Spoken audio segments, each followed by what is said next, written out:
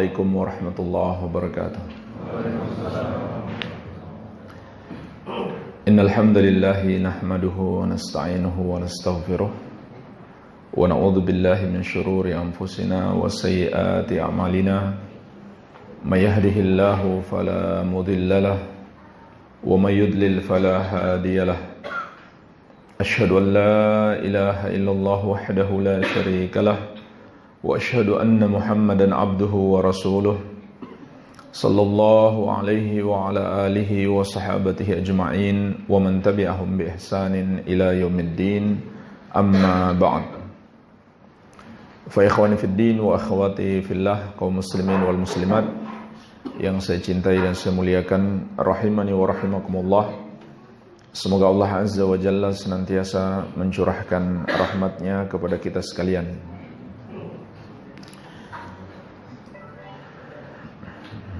Mendapatkan hidayah Allah Azza wa Jalla, inilah nikmat terbesar yang Allah berikan kepada seorang hamba.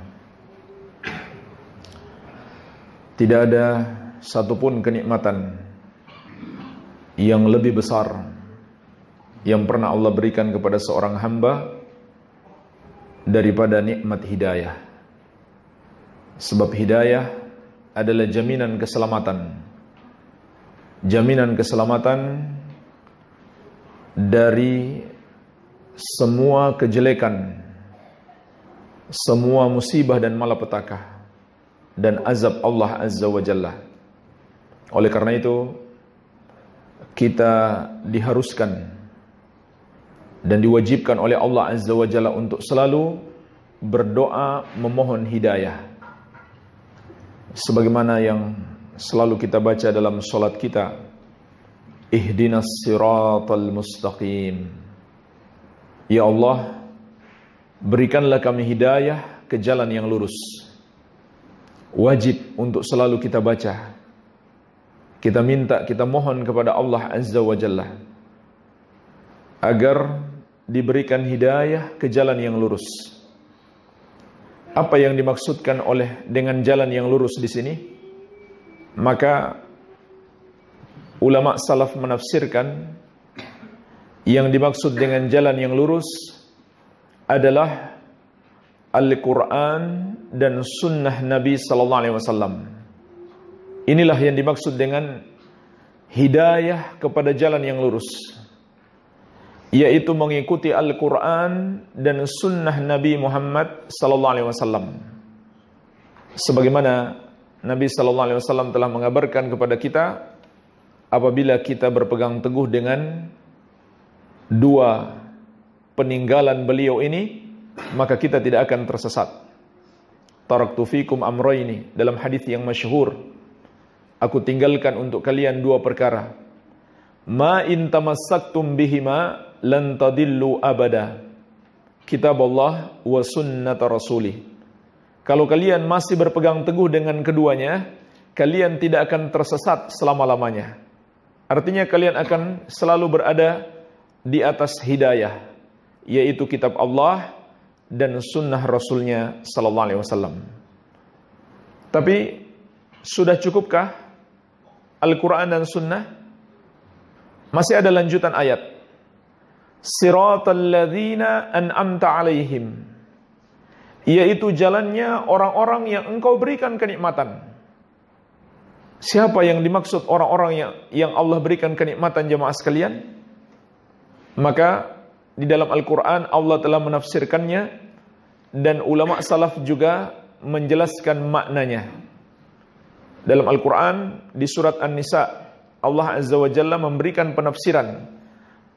Yang dimaksud orang-orang yang Allah berikan kenikmatan, minal ladzina an'amallahu alaihim minan nabiyyin wasiddiqin wasyuhada wassalihin wa hasuna ulaika rafiqa. Orang-orang yang Allah berikan kenikmatan itu ada 4. Yang pertama para nabi, yang kedua siddiqin, yang ketiga syuhada, dan yang keempat salihin, orang-orang soleh. Dan jemaah sekalian, dari 4 golongan ini, maka golongan yang pertama para nabi kita yang mulia Muhammad sallallahu alaihi wasallam adalah nabi yang paling afdal, nabi yang paling dicintai oleh Allah. Sedangkan yang dimaksud dengan as-siddiqin adalah orang-orang yang membenarkan para nabi, yaitu para ulama. Syuhada, orang-orang yang mati syahid di medan jihad, dalam jihad yang syar'i, bukan seperti jihad yang dilakukan oleh para teroris, bukan. Dan as-solihin, orang-orang yang soleh adalah orang-orang yang melakukan amalan yang terpenuhi padanya 2 syarat. Syarat yang pertama ikhlas karena Allah, dan syarat yang kedua ittiba, meneladani Rasulullah sallallahu alaihi wasallam. Dan 3 sifat ini, siddiqin, syuhada, dan solihin, semuanya ada pada para sahabat Nabi Muhammad sallallahu alaihi wasallam. Oleh karena itu ulama salaf juga menafsirkan yang dimaksud dengan orang-orang yang Allah berikan kenikmatan adalah Abu Bakar, Umar, dan seluruh sahabat Nabi Muhammad sallallahu alaihi wasallam. Jadi yang dimaksud dengan siratal ladzina an'amta alaihim, yaitu jalannya orang-orang yang engkau berikan kenikmatan kepada mereka adalah para sahabat Nabi Muhammad sallallahu alaihi wasallam. Nabi sendiri, Nabi Muhammad sallallahu alaihi wasallam, dan para sahabat beliau radhiyallahu anhum ajmain. Berarti hidayah yang setiap hari kita minta adalah Al-Quran dan sunnah Nabi Muhammad sallallahu alaihi wasallam sesuai dengan pemahaman dan pengamalan Nabi Muhammad sallallahu alaihi wasallam dan para sahabat radhiyallahu anhum ajmain. Oleh karena itu, di dalam hadis tentang perpecahan umat yang masyhur, kita sering mendengarkan Rasulullah sallallahu alaihi wasallam bersabda, "Wa sataftariqu ummati ala 73 firqah, kulluha fin nari illa wahidah, ma ana alaihi wa ashabi." Umatku akan terpecah menjadi 73 golongan. Semuanya di neraka kecuali 1, yaitu yang mengikuti aku dan para sahabatku. Inilah jemaah sekalian yang dimaksud dengan hidayah. Subhanallah, ini setiap hari yang diminta oleh setiap umat Islam dalam sholatnya. Sudahkah mereka sadari itu yang mereka minta? Ya Allah, tunjukilah kami jalan yang lurus, yaitu jalan Al-Quran dan Sunnah. Siratal ladzina an'amta alaihim, jalan orang-orang yang engkau berikan kenikmatan, yaitu Nabi Muhammad sallallahu alaihi wasallam dan para sahabat beliau radhiyallahu anhum ajmain. Inilah yang dimaksud dengan hidayah, yang selalu kita minta kepada Allah. Setiap hari kita berdoa memohon hidayah kepada Allah. Ulama juga menjelaskan makna hidayah yang kita minta di sini juga mencakup al-hidayatu ila ilmin wal hidayatu ila amalin. Hidayah kepada ilmu dan hidayah kepada amalan. Jadi pembahasan kita yang pertama tadi, apa itu hidayah? Yang kedua, yang pertama, apa itu hidayah dan urgensinya? Kita harus selalu memohon hidayah agar kita selamat dari kesesatan. Yang kedua, pembagian hidayah. Pembagian hidayah, macam-macam hidayah dibagi oleh para ulama dari berbagai sudut pandang. Sudut pandang yang pertama dilihat dari sisi ilmu dan amalan, maka terbagi 2. Hidayah kepada ilmu dan hidayah kepada amalan. Diistilahkan juga para ulama dengan yang pertama, hidayah al-irsyad wal bayan. Ini istilah lain. Hidayatul irsyad wal bayan. Hidayah berupa bimbingan dan penjelasan. Yang kedua, al-hidayatut taufiq was sadad. Hidayah berupa taufik dan as-sadad, yaitu Allah tunjukkan, Allah mampukan untuk beramal. Iya. Jadi ini 2 macam hidayah. Hidayah kepada ilmu, yaitu kita pelajari. Kemudian hidayah kepada amalan, yaitu taufik dari Allah, agar kita bisa mengamalkan ilmu yang sudah kita pelajari. Maka jemaah sekalian, ini juga tercakup di dalam doa kita dalam surat Al-Fatihah. Ghairil maghdubi alaihim waladdallin. Bukan jalannya orang-orang yang engkau murkai, bukan pula jalannya orang-orang yang sesat. Siapa orang-orang yang Allah murkai? Orang-orang yang berilmu tapi tidak mengamalkan ilmunya. Pemimpin mereka adalah orang-orang Yahudi. Dan orang-orang yang dimurkai dan orang-orang yang sesat adalah orang-orang yang beramal tanpa ilmu. Pemimpin mereka adalah Nasrani.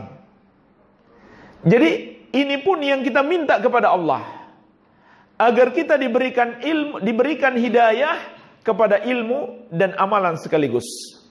Karena berapa banyak orang mengetahui ilmu tapi tidak beramal. Dia sudah dapat ilmunya, Allah mudahkan dia menuntut ilmu, tapi dia tidak amalkan. Maka dia menjadi orang yang dimurkai, bukan orang yang diberi kenikmatan. Bukan orang yang mendapatkan hidayah, malah menjadi orang yang dimurkai. Sebaliknya, beramal tanpa ilmu tersesat. Ini pembagian hidayah yang pertama. Pembagian hidayah yang kedua, bahwa hidayah itu terbagi menjadi al-hidayatu ilal Islam wal hidayatu fil Islam. Hidayah kepada Islam dan hidayah di dalam Islam. Apa artinya hidayah kepada Islam? Hidayah kepada tauhid. Apa artinya hidayah di dalam Islam? Hidayah kepada sunnah. Dan dua-duanya penting. Dua-duanya sangat penting. Sampai-sampai tabi'in yang mulia Abul Aliyah rahimahullahu ta'ala, beliau berkata, la adri ayya ni'mataini a'zam an hadani lil Islam wa alla yaj'alani haruriya. Aku tidak tahu nikmat manakah yang lebih besar, Allah berikan aku hidayah masuk Islam, ataukah Allah tidak menjadikan aku pengikut Khawarij. Perhatikan jemaah sekalian, bagaimana pandangan ulama salaf, bahayanya golongan Khawarij, golongan teroris yang berjihad tapi dengan melakukan aksi-aksi teror. Itu jihad yang palsu. Melakukan aksi-aksi terorisme mengatasnamakan jihad dan perjuangan Islam. Itu jihad bukan di jalan Allah, melainkan di jalan syaitan. Mereka adalah golongan sesat pertama sekali, dan disebut golongan ahlul bid'ah yang pertama. Namanya golongan Khawarij. Jadi munculnya terorisme itu sebab utamanya adalah bid'ah. Tetapi ada sebagian orang yang gak senang bid'ahnya dikritik, malah diputarbalikan kenyataan. Katanya teroris itu yang suka membid'ahkan. Diputarbalikan kenyataan. Justru bid'ah itulah akar terorisme. Namanya bid'ah Khawarij. Itulah bid'ah pertama di dalam Islam. Atau orang-orang yang masih mengaku muslim yang berbuat bid'ah pertama sekali. Maka tabi'in yang mulia, beliau ini Abul Aliyah, sebenarnya beliau sudah hidup sejak masa Nabi SAW, tapi baru masuk Islam setelah Nabi SAW wafat. Maka beliau pernah berkata, aku tidak tahu nikmat mana yang lebih besar. Allah jadikan aku seorang muslim, mendapatkan hidayah kepada tauhid, meninggalkan syirik, ataukah Allah tidak menjadikan aku pengikut golongan Khawarij. Ketika itu baru ada satu golongan ahlul bid'ah ketika beliau mengatakan ini. Artinya ini dua-duanya berbahaya. Menjadi musyrik berbahaya, menjadi ahlul bid'ah berbahaya. Karena bid'ah itu juga bisa mengantarkan kepada kesyirikan dan kekufuran. Rasulullah SAW telah bersabda tentang Khawarij, yamrukuna minad din muruqas sahmi minar ramiyah. Mereka keluar dari agama seperti anak panah yang menembus buruannya. Jadi perbuatan bid'ah itu juga bisa mengantarkan kepada kesyirikan dan kekufuran. Sehingga sahabat atau tabi'in yang mulia ini memandang betapa bahayanya bid'ahnya Khawarij tersebut. Jadi ini pembagian yang kedua. Kemudian jemaah sekalian, juga tercakup dalam makna hidayah adalah istiqamah. Istiqamah di atas hidayah sampai kita berpisah dengan kehidupan dunia ini. Dan yang dimaksud dengan orang yang istiqamah adalah yang mengamalkan Al-Quran dan sunnah Nabi SAW sesuai pemahaman Ahlus Sunnah wal Jamaah. Kalau tidak, dia bukan orang istiqamah. Dia bukan orang yang istiqamah. Kalau dia tidak mengamalkan Al-Quran dan sunnah Nabi SAW sesuai pemahaman Ahlus Sunnah wal Jamaah, yaitu mengikuti pemahaman para sahabat Nabi Muhammad SAW. Baik, inilah jemaah sekalian yang dimaksud dengan hidayah. Dan betapa pentingnya hidayah dalam kehidupan kita. Oleh karena itu jemaah sekalian, hidayah ini betul-betul harus kita jaga. Jangan sampai hidayah yang telah kita dapatkan menjadi hilang. Atau hidayah yang seharusnya kita kejar terhalang. Maka berikut ini akan kita bahas 10 penghalang dan penghilang hidayah. 10 penghalang dan penghilang hidayah.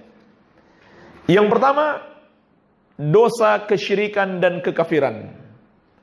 Inilah penghalang dan penghilang hidayah yang paling berbahaya, yang terbesar. Melakukan dosa kesyirikan dan kekufuran. Sebagaimana telah Allah ingatkan dalam surat Al-An'am ayat 82. Allah Azza wa Jalla berfirman, Alladzina amanu walam yalbisu imanahum bidzulmin ulaika lahumul amnu wa hum muhtadun. Orang-orang yang beriman dan tidak mencampurkan iman mereka dengan kezaliman sedikit pun, maka mereka itulah orang-orang yang akan dianugerahkan 2 nikmat terbesar. Pertama, nikmat keamanan, yaitu aman dari azab Allah. Yang kedua, nikmat hidayah. Siapa yang Allah akan berikan nikmat hidayah ini? Orang-orang yang beriman dan tidak mencampurkan iman mereka dengan kezaliman sedikit pun. Apa yang dimaksud dengan kezaliman dalam ayat ini? Kesyirikan dan kekufuran. Bukan semua bentuk kezaliman. Sebab kezaliman itu ada 3. Yang pertama, zulmul insani nafsahu. Kezaliman seseorang terhadap dirinya. Apa artinya? Semua perbuatan dosa yang dia kerjakan. Yang kedua, zulmul insani ghairahu. Kezaliman seseorang terhadap orang lain. Ini lebih besar lagi dosanya dibandingkan yang pertama. Dan yang ketiga, azlamu zulm. Kezaliman terbesar. Itulah kesyirikan dan kekafiran. Dan jemaah sekalian, ketika turun ayat ini, para sahabat mengira yang mendapatkan hidayah dan nikmat keamanan hanya orang-orang yang beriman dan tidak mencampurkan iman mereka dengan dosa apapun. Makanya dalam riwayat Bukhari dan Muslim dari Ibnu Mas'ud radhiyallahu anhu, Ibnu Mas'ud mengatakan ketika turun ayat ini memberatkan para sahabat. Sampai-sampai mereka mengadu kepada Nabi sallallahu alaihi wasallam.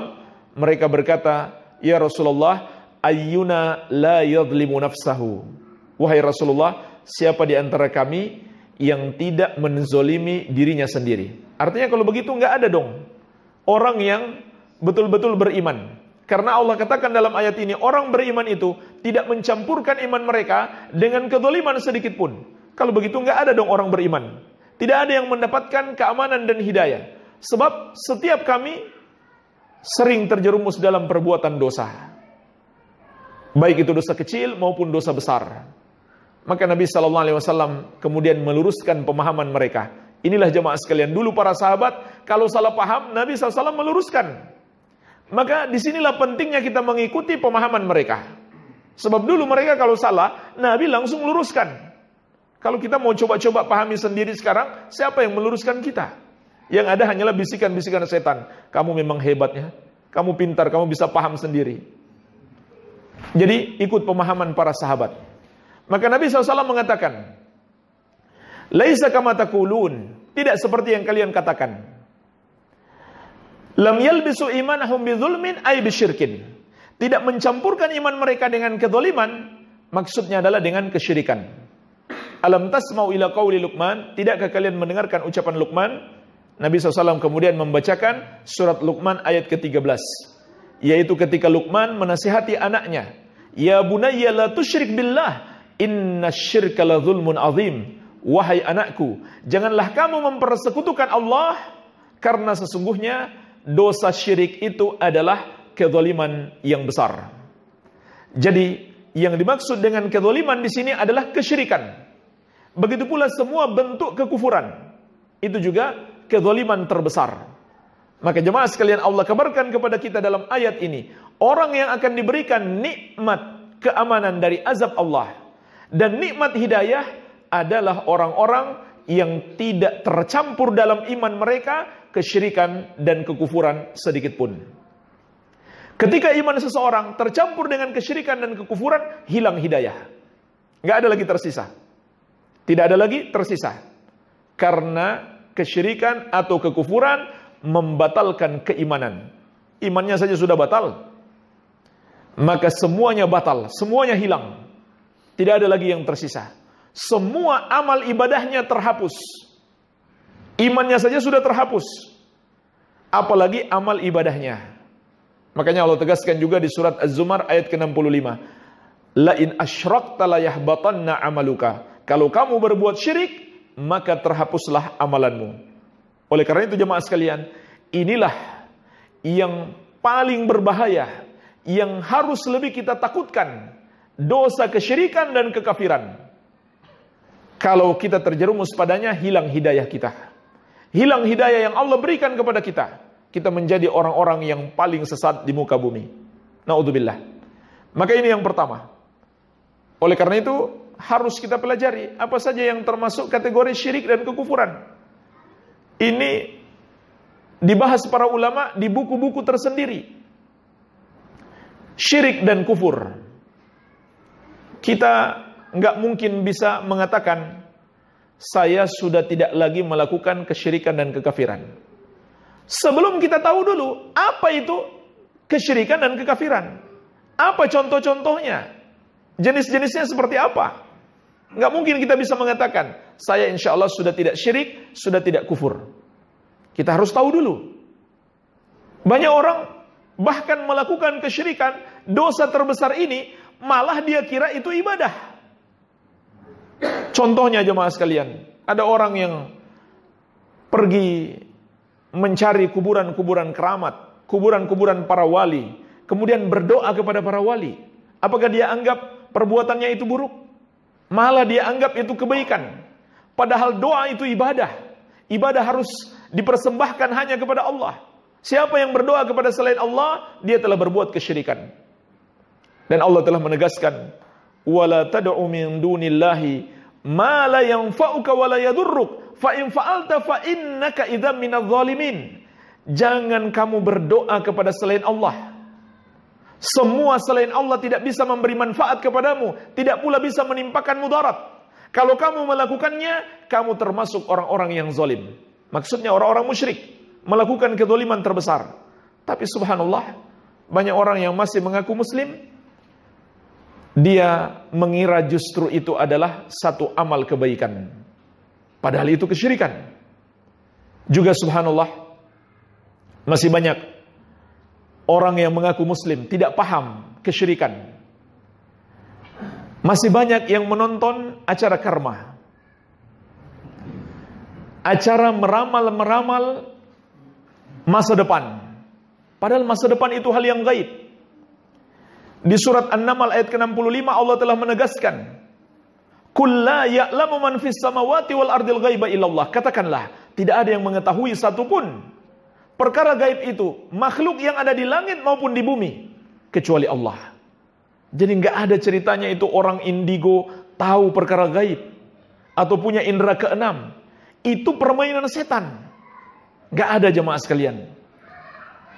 Hanya Allah yang tahu perkara gaib.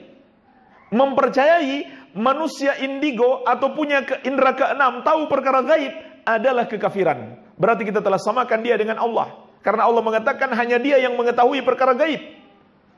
Oleh karena itu Nabi SAW juga menegaskan, man atakahinan au arrafan fasaddaqahu bima yaqul faqad kafara bima unzila ala Muhammadin sallallahu alaihi wasallam. Siapa yang mendatangi dukun atau tukang ramal. Tukang ramal itu bahasa dulu. Arraf kata Nabi SAW. Bahasa sekarang banyak. Mereka disebut orang pintar, disebut orang indigo, disebut punya indera keenam. Sama saja mereka.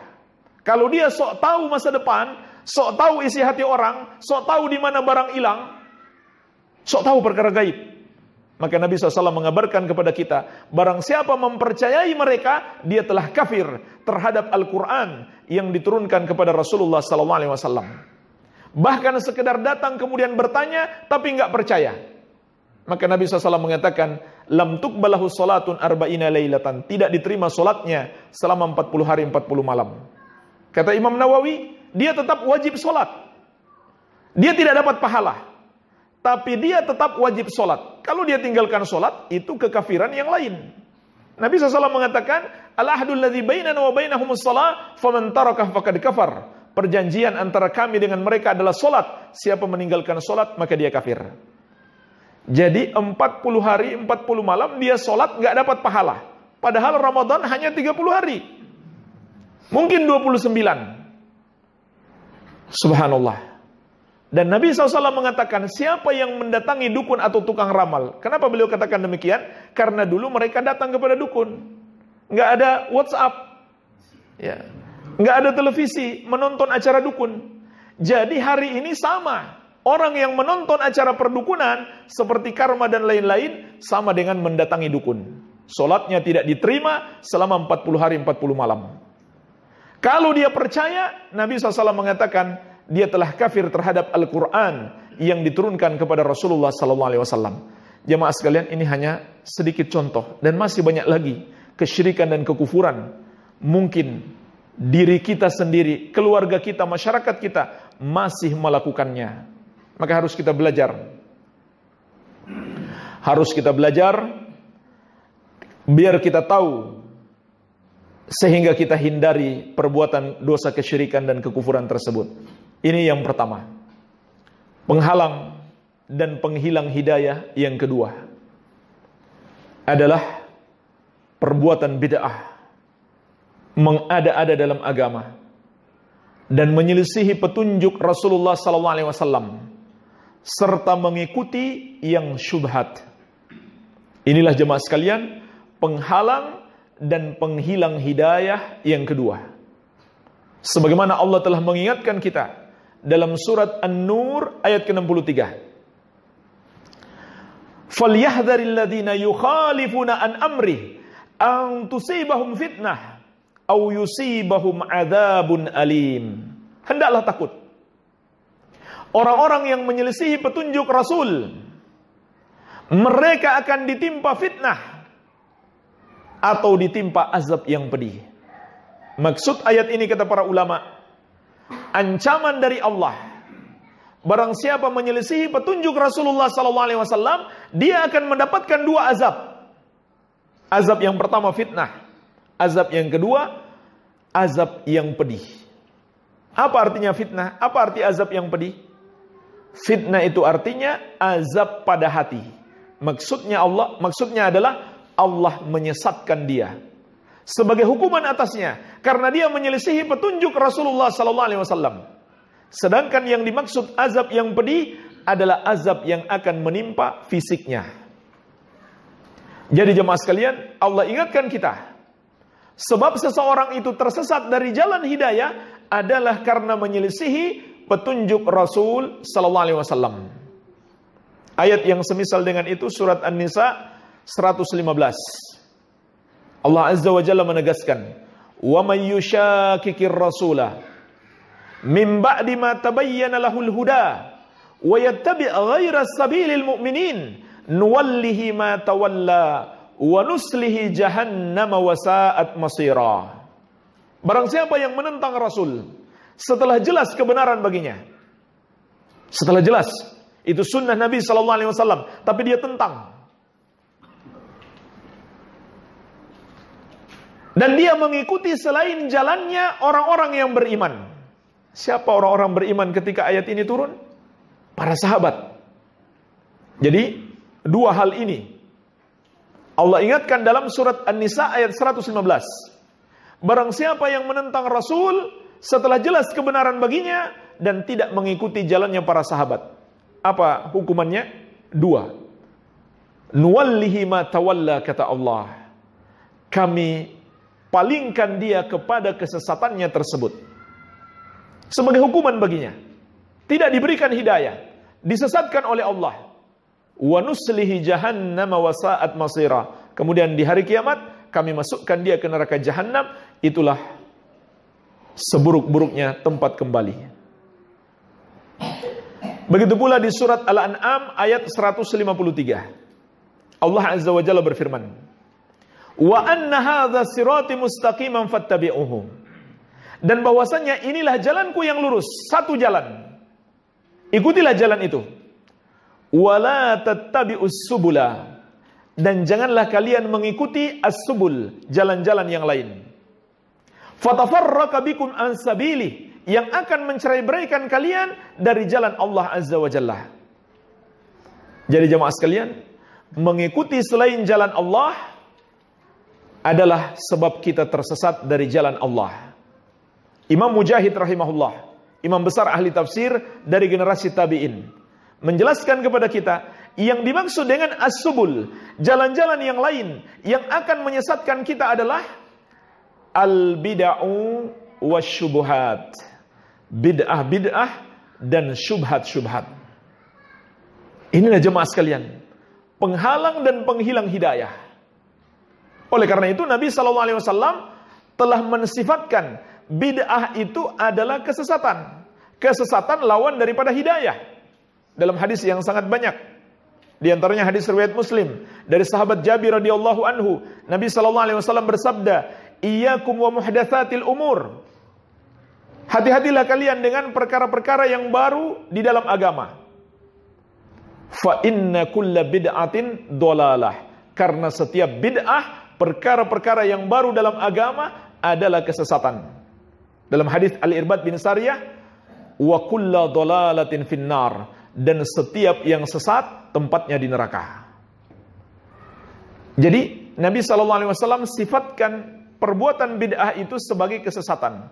Dan kesesatan adalah lawan daripada hidayah.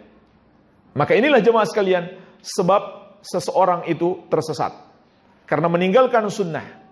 Satu sunnah yang sudah dia ketahui tidak dia amalkan, atau berbuat bid'ah di dalam agama, atau mengikuti yang syubhat. Mengikuti yang syubhat ini sebab seseorang itu tersesat. Maka dari itu Allah mengingatkan kita juga di surat Ali Imran ayat ke-7. Jangan belajar kepada orang yang suka menyebarkan syubhat. Jangan belajar kepada orang yang suka menyebarkan syubhat. Orang yang tadinya sudah berhijrah menuju kepada sunnah, hijrahnya gagal. Kenapa? Karena prinsipnya ngaji merdeka. Enggak peduli siapapun ustadznya, apakah yang menyampaikan sunnah saja, ataukah juga yang mencampurkan dengan syubhat-syubhat. Gagal hijrahnya. Maka Allah pun melarang kita mengambil ilmu atau berguru dari orang-orang yang suka menyebarkan syubhat. Dalam surat Ali Imran ayat ke-7. Fa ammal ladzina fi qulubihim zaygun. Adapun orang-orang yang di hati mereka ada penyakit kesesatan.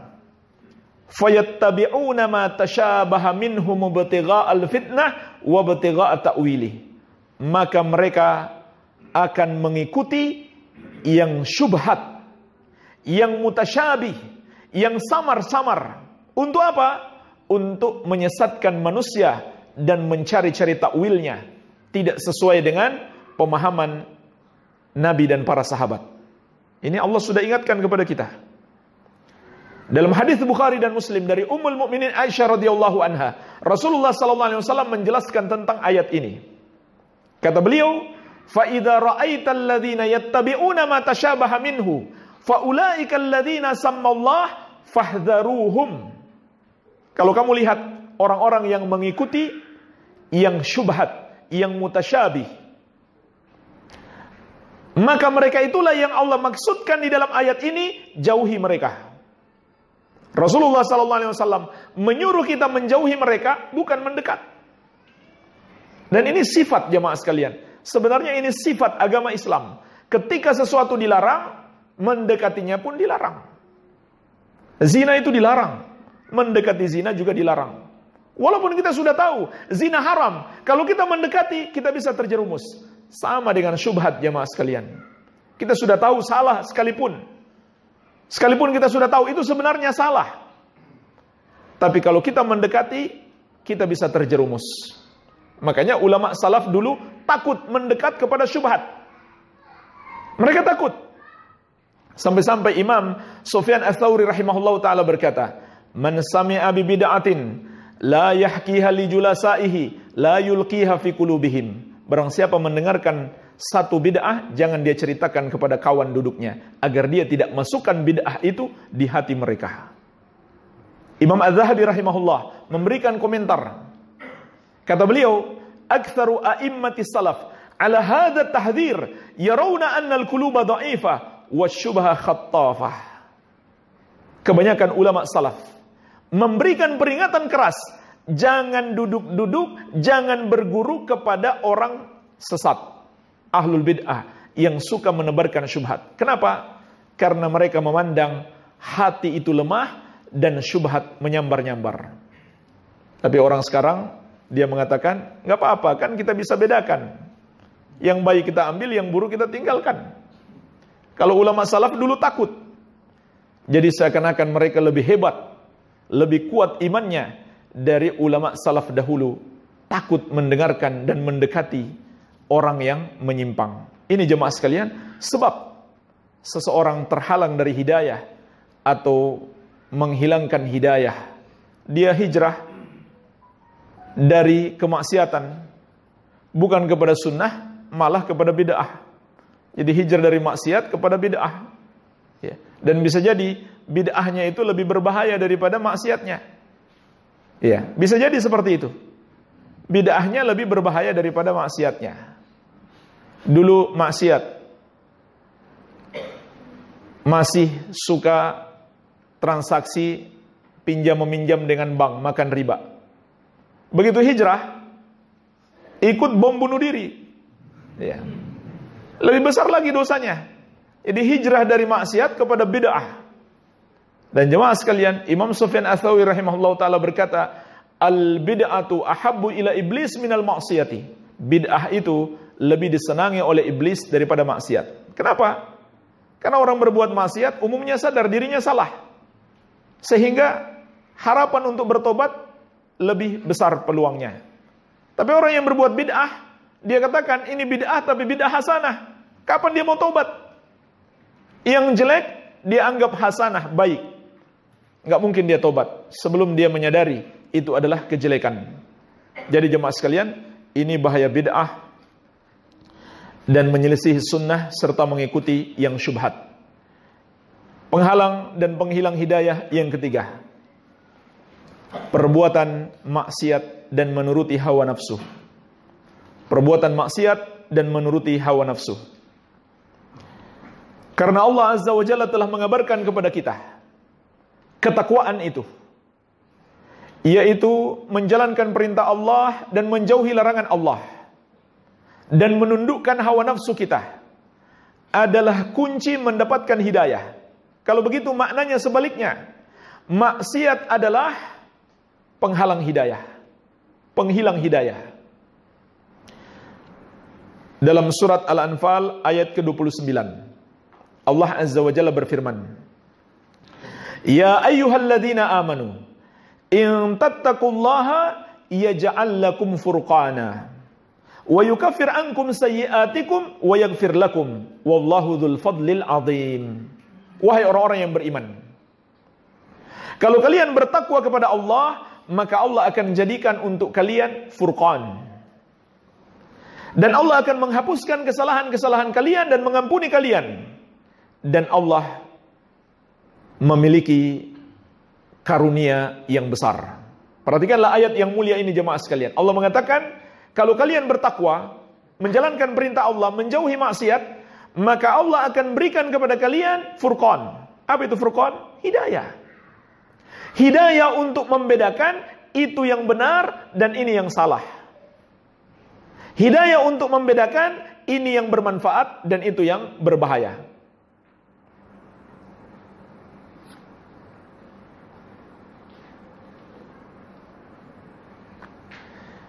Jadi furqan adalah hidayah. Maka siapa yang bertakwa, Allah akan berikan furqan. Sebaliknya, yang tidak bertakwa berarti dia tidak mendapatkan furqan, tidak mendapatkan hidayah. Oleh karena itu, di dalam hadis yang diriwayatkan Imam At-Tabrani dari sahabat yang mulia Abu Hurairah radhiyallahu anhu, Rasulullah sallallahu alaihi wasallam bersabda, "Innal 'abda idza adnaba dzamban kanat nuqtatan sauda fi qalbihi." Sesungguhnya seorang hamba apabila dia melakukan satu dosa, maka muncul satu titik hitam di hatinya. Fa in taba minha saqula qalbuhu. Kalau dia bertobat, maka bersih lagi hatinya. Wa in zada zadat. Tapi kalau dia melakukannya lagi, bertambah lagi titik hitam itu. Kalau dia lakukan terus-menerus, maka titik hitam itu pun semakin bertambah. Sampai akhirnya bisa menutupi hatinya. Kalau sudah menutupi hatinya, bagaimana mungkin hidayah bisa masuk? Makanya Allah mengabarkan kepada kita, orang-orang yang hatinya tertutup dari hidayah, dikarenakan perbuatan dosa yang mereka kerjakan. Nabi SAW membaca surat Al-Mutaffifin, ayat ke-14. Beliau mengatakan, "Fadzalikar ran alladzi qala Allahu ta'ala fihi." Itulah ran, penutup hati, yang telah Allah firmankan dalam surat Al-Mutaffifin ayat ke-14, "Kalla bal rana ala qulubihim ma kanu yaksibun." Sekali-kali tidak, bahkan itu adalah ran, penutup hati, yang menutupi hati mereka disebabkan dosa-dosa yang mereka lakukan. Jadi maksiat jemaah sekalian penyebab hati menghitam sehingga sulit menerima hidayah. Oleh karena itu ulama mengatakan al-imanu yazidu wa yankus. Iman itu bertambah dan berkurang. Yazidu bit ta'ah wa yankusu bil ma'siyah. Bertambah dengan ketaatan, berkurang karena kemaksiatan. Artinya kita tambah ketaatan, tambah bertakwa kepada Allah, hidayah pun bertambah. Kalau kita melakukan dosa, maka hidayah berkurang. Yang keempat, termasuk penghalang dan penghilang hidayah adalah bersikap loyal kepada orang-orang kafir. Setia kepada mereka, mendukung mereka, mencintai mereka, menjadikan mereka sebagai orang-orang kepercayaan, mengangkat mereka sebagai pemimpin-pemimpin atau pejabat-pejabat. Ini adalah sebab seseorang tidak mendapatkan hidayah. Sebagaimana telah Allah ingatkan di surat Al-Maidah ayat ke-51. Apa kata Allah? Ya ayyuhalladzina amanu la tattakhidul yahuda wan nasara awliya'a ba'duhum awliya'u ba'din wa may yatawallahum minkum fa innahu minhum innallaha la yahdil qaumadz zalimin. Perhatikanlah ayat yang mulia ini. Wahai orang-orang yang beriman, janganlah kalian menjadikan Yahudi dan Nasrani sebagai wali-wali kalian. Apa yang maksud dengan wali? Dalam bahasa Arab, wali itu bermakna yang dicintai, kawan setia, yang dijadikan pemimpin. Artinya semua itu nggak boleh. Semua itu terlarang.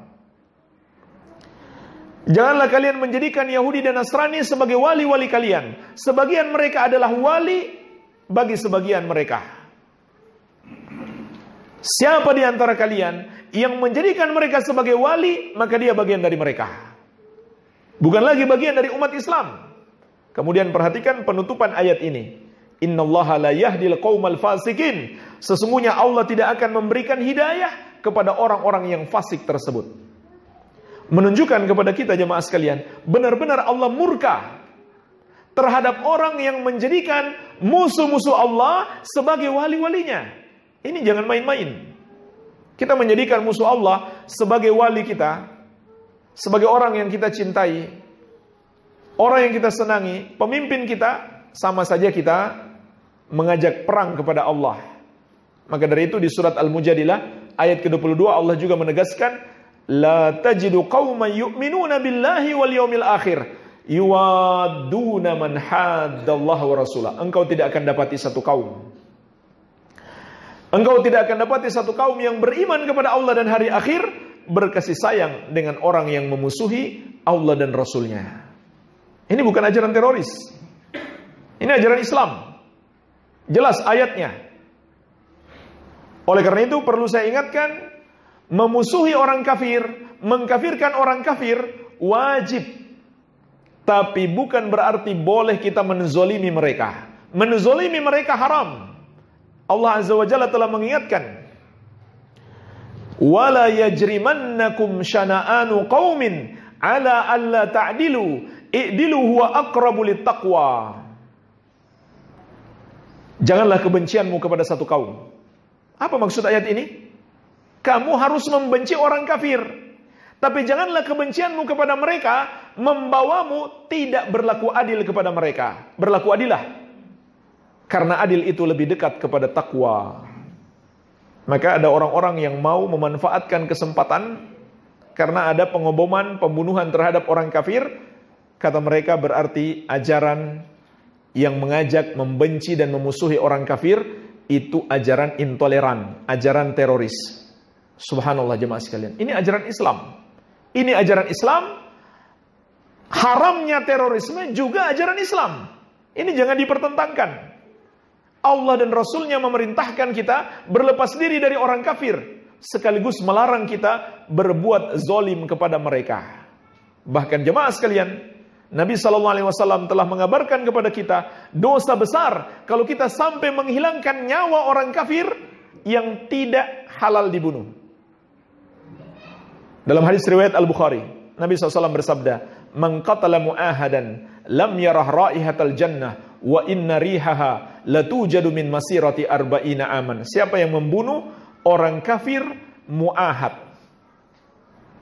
Siapa itu orang kafir mu'ahad? Di antaranya orang kafir yang tinggal di bawah pemerintahan kaum muslimin. Siapa yang membunuh mereka, kata Nabi SAW, dia tidak akan mencium bau surga. Padahal bau surga itu tercium dari jarak 40 tahun perjalanan. Mungkin mereka mengira bulan Ramadan pintu-pintu surga dibuka. Jadi pingin cepat masuk surga, bom bunuh diri saja. Padahal Nabi SAW mengatakan, siapa yang membunuh orang kafir mu'ahad, dia tidak akan mencium bau surga. Maka ini penghalang hidayah. Yang kelima, lebih mencintai makhluk dan kenikmatan dunia daripada Allah dan Rasulnya dan agamanya atau ajaran-ajarannya.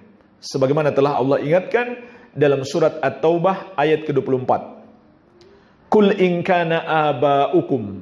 Katakan wahai Muhammad kepada mereka, apabila orang tua kalian, au abna wa abna'ukum, dan anak-anak kalian, wa ikhwanukum, dan saudara-saudara kalian, wa azwajukum, dan istri-istri kalian, wa ashiratukum, dan karib kerabat kalian. Wa amwalun iqtaraftumuha, dan harta-harta yang kalian usahakan. Wa tijaratun takhshawna kasadaha, dan perniagaan yang kalian khawatirkan kerugiannya. Wa masakinu tardawnaha, dan rumah-rumah yang kalian senangi. Ahabbu ilaikum minallahi wa rasulih wa jihadin fi sabilih, itu yang lebih kalian cintai daripada Allah dan Rasulnya dan berjihad di jalannya. Fatarabbasu hatta ya'ti Allahu bi amri, maka tunggulah sampai Allah mendatangkan azabnya. Wallahu la yahdil qaumal fasikin, dan Allah tidak akan memberikan hidayah kepada orang-orang yang fasik tersebut. Perhatikanlah jemaah sekalian, ayat yang mulia ini mengingatkan kita, apabila makhluk, orang tua kita, anak kita, saudara kita, istri kita, kerabat kita, begitu pula harta-harta yang kita usahakan, perniagaan yang kita khawatirkan kerugiannya, dan rumah-rumah yang megah yang kita bangun, yang kita senangi. Kalau itu semua lebih kita cintai daripada Allah dan Rasulnya dan berjihad di jalannya, maka kata Allah, tunggulah azabnya. Dan hukuman dari Allah, Allah tidak akan memberikan hidayah kepada orang-orang yang fasik tersebut. Maka inilah penghalang hidayah. Lebih cinta dunia, lebih cinta harta dibandingkan Allah dan Rasulnya dan berjihad di jalannya. Ya. Sehingga ketika azan berkumandang, dia lebih asik bekerja, lebih asik bermain, lebih asik bersenang-senang daripada memenuhi panggilan azan. Ketika dia mau mengamalkan satu sunnah, keluarganya menentang. Sunnah dia tinggalkan demi mencari keridhaan keluarganya.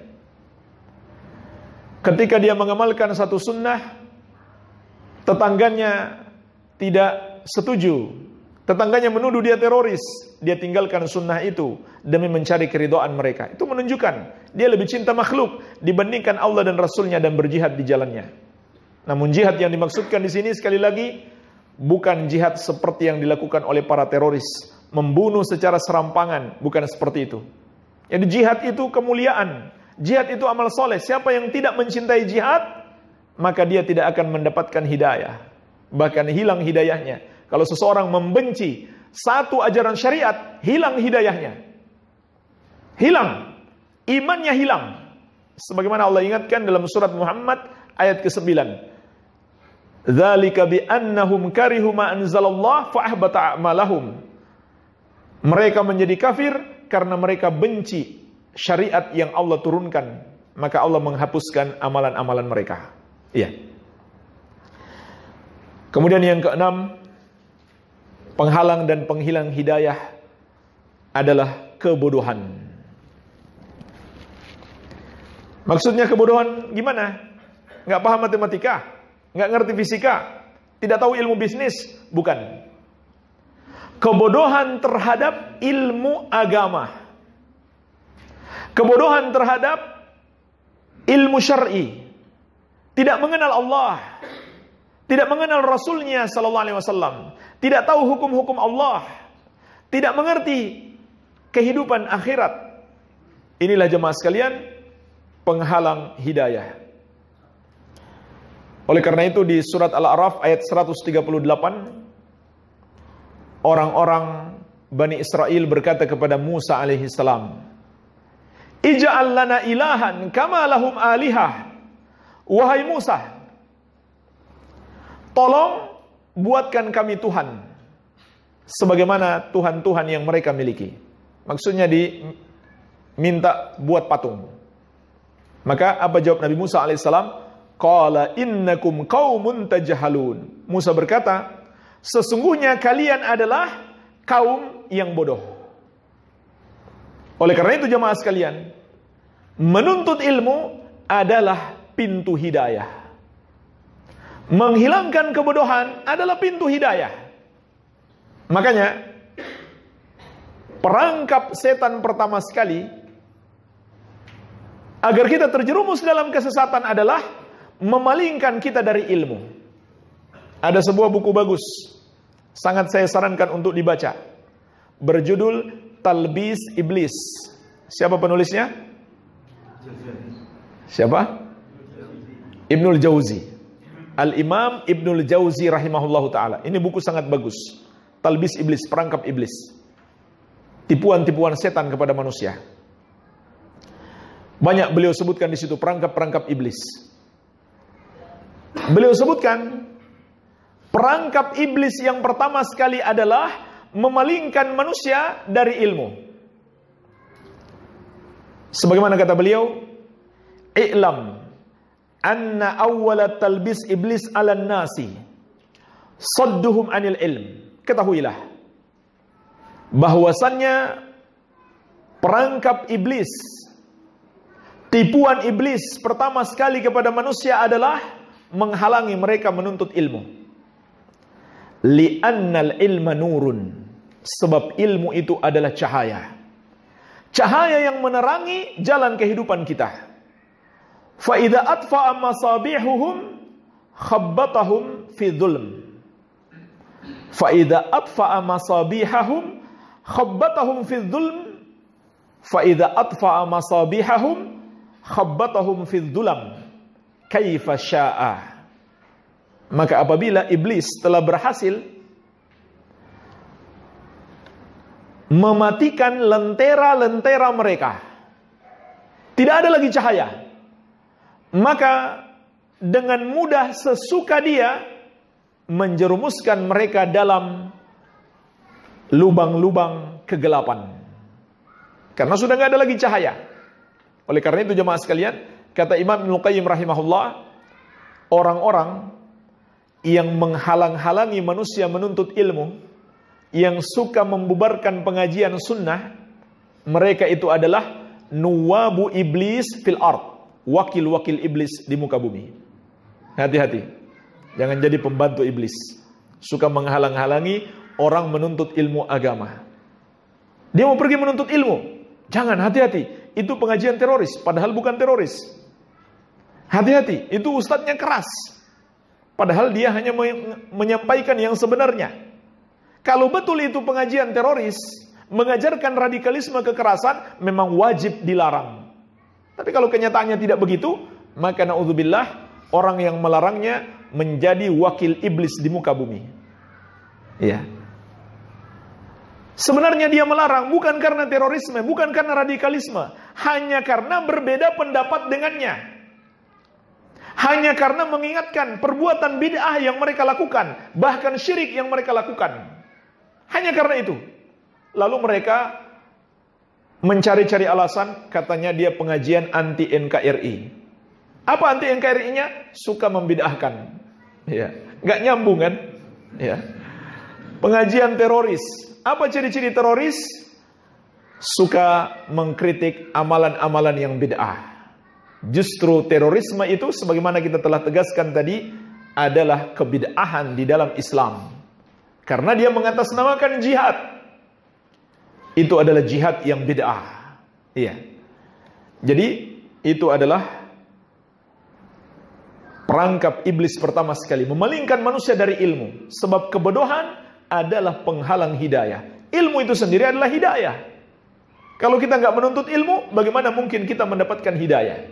Oleh karena itu jemaah sekalian, seberapa banyak hidayah Allah berikan kepada kita juga sangat terkait erat dengan seberapa luas ilmu yang sudah kita pelajari. Maka bersemangatlah dalam menuntut ilmu. Rasulullah SAW juga telah menegaskan, "May yuridillahu bihi khairan yufaqihu fid din." Barang siapa yang Allah kehendaki kebaikan baginya, Allah akan pahamkan dia dengan agama. Begitu pula beliau bersabda, "Man salaka tariqan yaltamisu fihi ilman, sahalallahu lahu bihi tariqan ilal jannah." Barang siapa menempuh satu jalan untuk mempelajari ilmu agama, maka Allah akan mudahkan baginya jalan masuk surga. Karena ilmu itu jalan hidayah. Ketika dia menuntut ilmu, Allah mudahkan, Allah bentangkan baginya jalan menuju surga. Yang ketujuh, kesombongan. Kesombongan adalah penghalang dan penghilang hidayah. Inilah yang menghilangkan hidayah yang telah Allah berikan kepada iblis. Iblis dulu mendapat hidayah, dia ahli ibadah bahkan. Tapi karena kesombongannya, hidayah itu hilang darinya. Sebagaimana Allah sebutkan di surat Al-Baqarah ayat ke-34. Wa idh qulna lil malaikati isjudu li Adama fasajadu illa iblis aba wastakbara wa kana minal kafirin. Dan ingatlah ketika kami berkata kepada para malaikat, sujudlah kalian kepada Adam. Maka mereka pun bersujud kecuali iblis. Dia enggan dan dia menyombongkan diri, maka dia termasuk orang-orang yang kafir. Apa yang dimaksud sombong jemaah sekalian? Rasulullah SAW telah bersabda, la yadkhulul jannah man kana fi qalbihi mithqala dzarratin min kibrin. Tidak akan masuk surga orang yang di hatinya ada kesombongan sebesar biji dzarrah. Para sahabat pun bertanya, ya Rasulullah, apakah orang yang pingin sandalnya bagus, pakaiannya bagus, itukah orang sombong? Nabi SAW bersabda, innallaha jamilun yuhibbul jamal. Sesungguhnya Allah itu maha indah dan mencintai keindahan. Jadi tidak masalah pakai baju bagus, pakai sandal bagus. Namun untuk wanita, pakai baju bagus yang indah-indah khusus untuk suaminya. Nggak boleh dia memperindah dirinya terlihat oleh selain suaminya. Lalu beliau bersabda, al-kibru batrul haq wa ghamtun nas. Sombong itu adalah menolak kebenaran dan menganggap remeh orang lain. Itulah jemaah sekalian, sombongnya iblis. Dia tolak kebenaran. Apa itu kebenaran? Semua yang datang dari Allah itulah kebenaran. Al-Quran dan sunnah Nabi SAW sesuai pemahaman Ahlus Sunnah wal Jamaah. Itulah kebenaran. Dan iblis menganggap dia lebih tinggi daripada Adam. Dia menganggap remeh yang lain. Maka hati-hati. Ini penyakit ahli ibadah. Iblis ahli ibadah. Ini bukan penyakit ahli maksiat. Ahli maksiat sadar dirinya berdosa, dia tidak sombong jadinya. Karena dia sadar dia berdosa. Ini yang jadi sombong malah ahli ibadah. Karena merasa Masya Allah dia sudah jilbabnya besar, sudah pakai cadar, jenggotnya sudah panjang. Ya. Maka muncul kesombongan. Hati-hati. Ini sebab seseorang hilang hidayah darinya. Seperti iblis. Maka setiap kebenaran yang kita ikuti, setiap kebenaran yang kita ketahui, hendaklah kita ikuti. Dan jangan pernah menganggap diri hebat, apalagi sampai meremehkan orang lain. Nabi SAW juga mengingatkan, salasun muhlikat. 3 perkara yang membinasakan, yang menyesatkan. Syuhun muta' wa hawan muttaba' wa ijabul mar'i binafsihi. Kekikiran yang ditaati, hawa nafsu yang dituruti, dan kekaguman seseorang terhadap dirinya. Hati-hati. Kekaguman seseorang terhadap dirinya, merasa diri hebat, adalah sebab dia tersesat. Yang ke-8, jabatan. Jabatan adalah penghalang hidayah. Demi mempertahankan jabatan, demi mendapatkan satu jabatan, hidayah bisa rela dibuang oleh seseorang. Karena sudah ada di tempat basah, penghasilannya banyak, sulit meninggalkan riba. Dan inilah sebab Fir'aun tidak mendapatkan hidayah. Sebagaimana Allah sebutkan dalam surat Al-Mu'minun ayat 47. Faqalu, maka mereka berkata, anu'minu li basyaraini mithlina wa qaumuhuma lana 'abidun. Fir'aun dan bala tentaranya berkata, apakah kita harus beriman kepada 2 manusia ini yang mereka sebenarnya manusia sama dengan kita, yaitu Musa dan Harun? Padahal kaum mereka saja menjadi budak-budak kita. Bagaimana mungkin kita beriman kepada keduanya? Jadi mereka kalau sampai beriman kepada Musa dan Harun, berarti harus melepaskan perbudakan kepada manusia. Mereka tidak lagi jadi pembesar.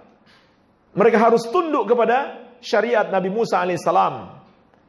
Maka disebabkan mempertahankan jabatan, mereka tidak mau beriman. Hati-hatilah jemaah sekalian. Sampai hari ini, gara-gara jabatan, gara-gara sudah dijanjikan nanti dapat jabatan, rela mendukung orang kafir.